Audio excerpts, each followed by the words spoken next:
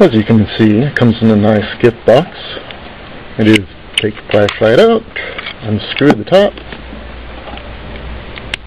load the regular AAA batteries into the holder,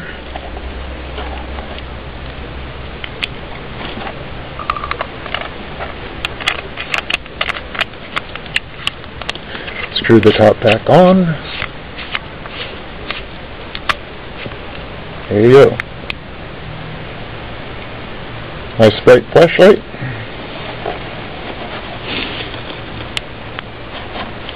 The knife. Blade, pretty good quality. Looks good.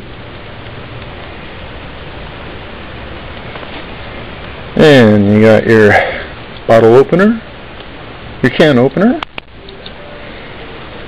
corkscrew, and Phillips head screwdriver.